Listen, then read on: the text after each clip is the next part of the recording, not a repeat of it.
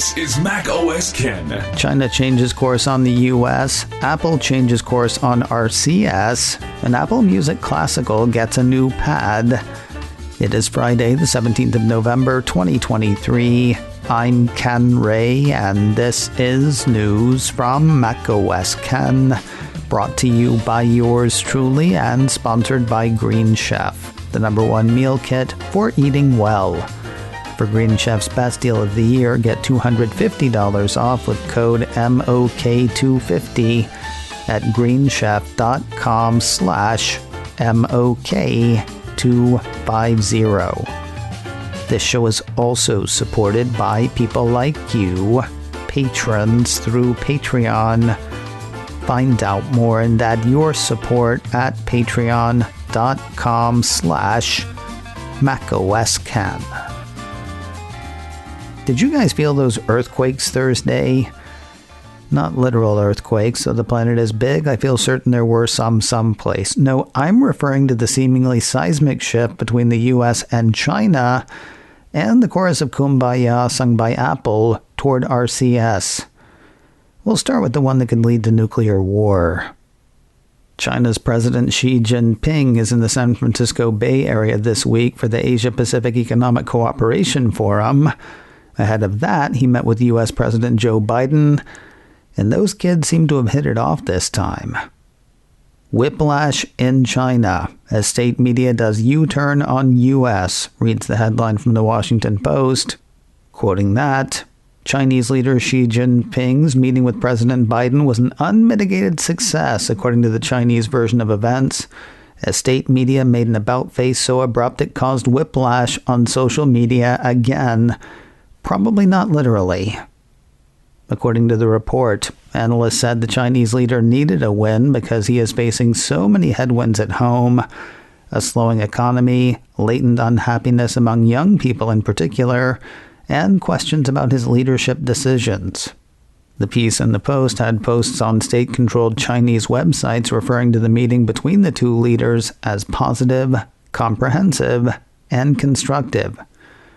Xi is said to have told Biden, the world is big enough to accommodate both countries, and one country's success is an opportunity for the other.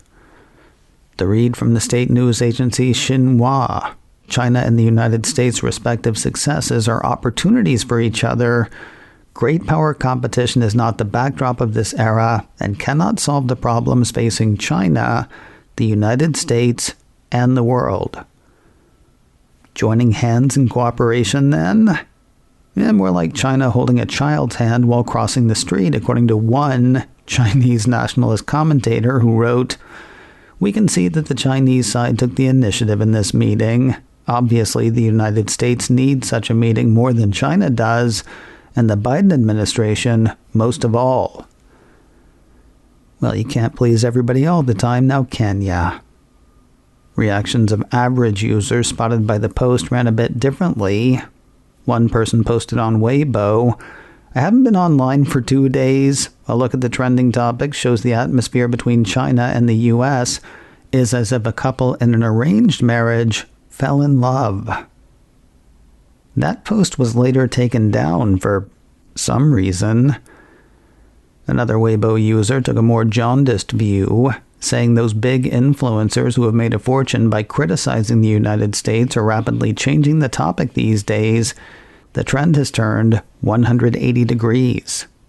But one Weibo poster understands what is really important. As Sino-US tensions ease, they wrote, "My first thought is, when will Taylor Swift and Bruno Mars come hold a concert in Shanghai?" I want to party with that person. Going where the heat was Wednesday was Apple CEO Tim Cook. A piece from Apple Insider says President Xi hosted a dinner in San Francisco midweek. "Should have called me. I know some great places." Or did when I lived there 15 years ago. Anyway, Apple CEO was reportedly there, along with execs from Broadcom, Honeywell, and Qualcomm. Citing a report from Bloomberg, Apple Insider says the Chinese leader said, "China does not seek spheres of influence and will not fight a Cold War or a hot war with anyone. Not mentioned during the dinner, Taiwan. Also not mentioned during the dinner, whether Taylor Swift and Bruno Mars will be performing together or separately. The biggest news tied directly to Apple on Thursday had to do with a thaw of a different sort. You know how Google keeps poking Apple to support Rich Communication Services, or RCS? Guess what Apple's going to do next year? The site TechRadar says Apple has told it that it will add RCS messaging standard support to the iPhone through a software release sometime in 2024.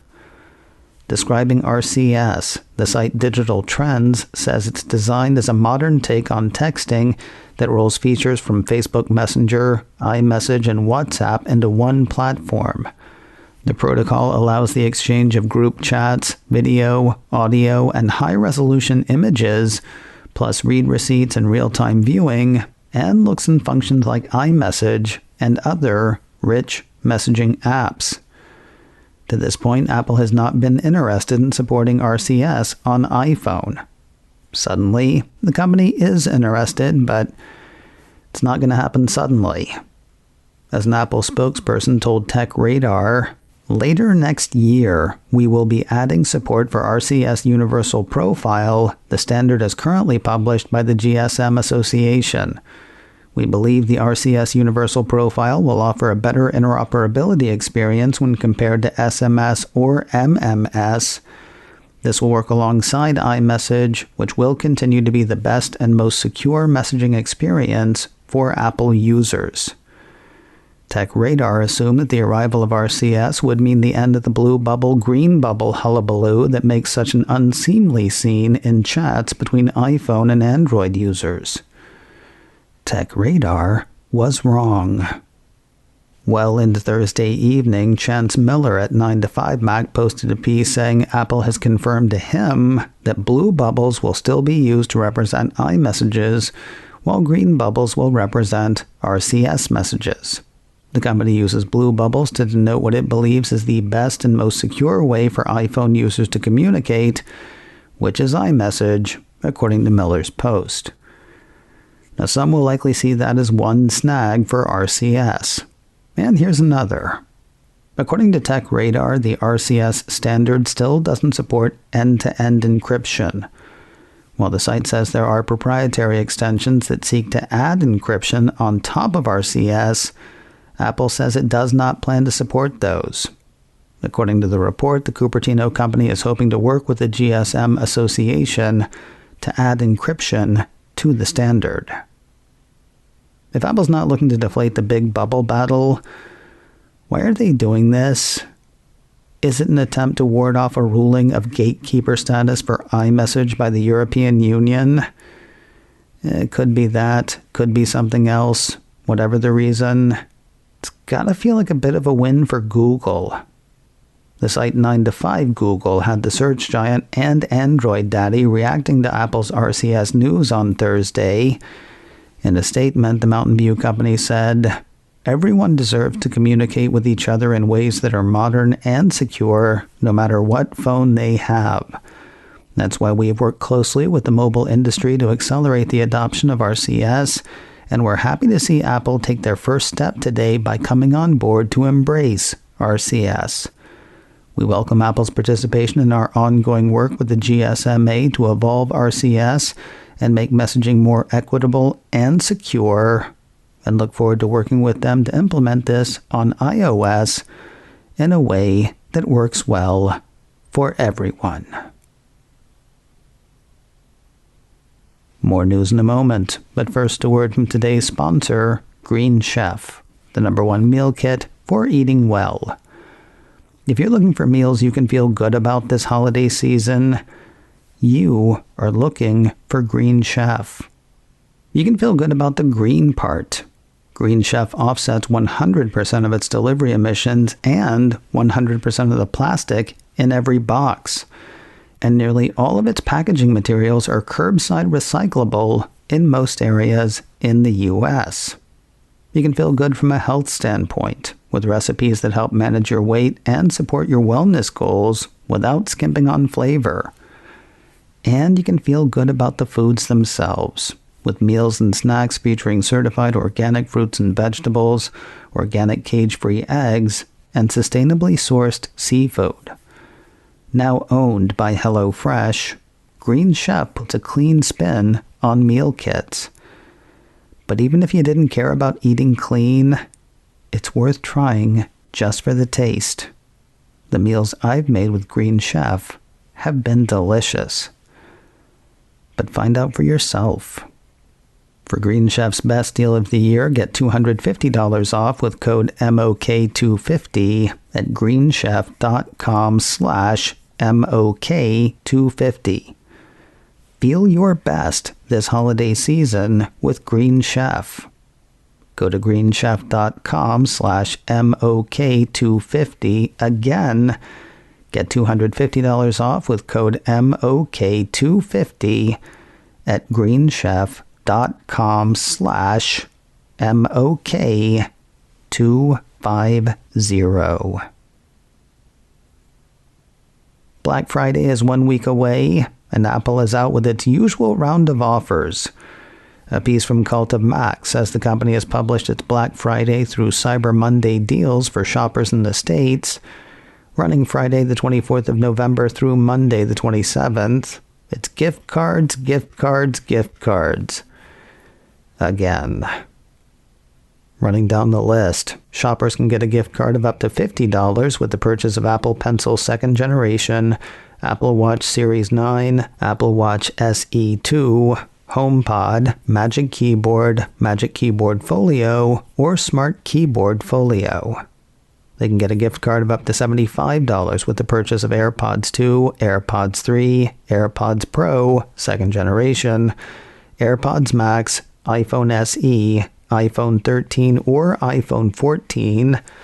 They can get a gift card of up to $100 with the purchase of an iPad, 10th Generation, iPad Mini 6, M1, iPad Air, or iPad Pro, and a gift card of up to $200 with the purchase of a MacBook Air or a Mac Mini. Cult of Mac points out that Apple's latest and greatest models, iPhone 15, M3 MacBook Pros, and stuff like that, are not part of this promotion. It also points out that would-be buyers can get better deals, including on products Apple omitted, from other retailers over the holiday shopping blitz. Here's something nobody saw coming, a new feature in the latest tvOS beta. You know those trailers for other shows on Apple TV Plus that run before the thing you actually sat down to watch? They come with a convenient skip button. But let's say you watch the trailer and want to check out the show or movie it's promoting after you finally get to watch the thing you actually sat down to watch. To this point, you needed to remember to check it out later. The latest beta adds a button for that instead. According to a piece from 9to5Mac, the skip button that turns up with the trailer has been joined by a new add button. Pressing add directly adds the title to the user's up next queue, allowing them to keep track of it and get notified when new episodes drop. Not earth-shattering, not life-changing, but not bad. And finally today, you can, at long last, listen to the breadth of classical music the way God intended, emanating from the speaker of a tablet. iDownload blog ran a piece Thursday announcing the arrival, finally, of an Apple Music classical app for iPad. Sort of. According to the report, the iPad version isn't an all-new release. Instead, it's an update to the existing iPhone app, which now combines native interfaces for both platforms. But I thought they were totally different operating systems.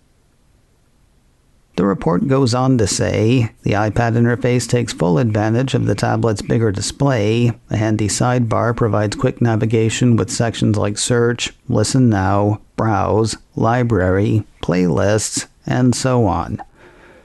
Apple announced the app's arrival on Twitter. That featured a screenshot of the app. On the app was a picture of Beethoven, looking just as unhappy to be on Twitter as I was. macOS Can, brought to you by me and sponsored by Green Chef. For Green Chef's best deal of the year, get $250 off with code MOK250 at greenchef.com/MOK250. This show is also supported by people like you, patrons through Patreon. Find out more and add your support at patreon.com/macOScan.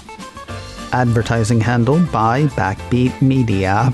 Online at backbeatmedia.com. You can reach me a couple of ways.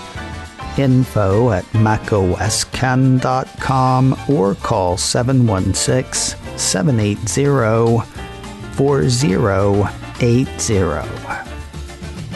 Until next time, that is news from macOS Can. I'm Ken Ray.